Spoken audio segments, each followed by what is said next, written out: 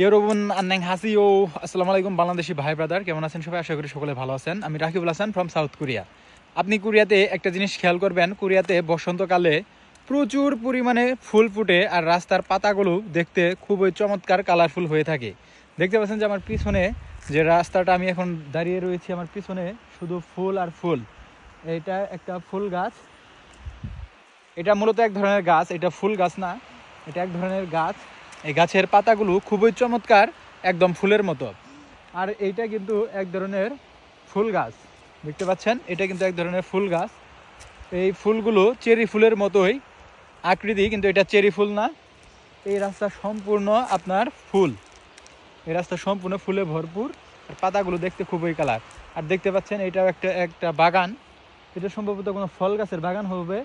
এটারও আপনার ফুল ফুটেছে, খুবই চমৎকার গ্রান, দেখতে পাচ্ছেন, খুবই চমৎকার গ্রান, আর দেখতেও খুবই সুন্দর। আমি এখন আপনাদেরকে দেখাবো।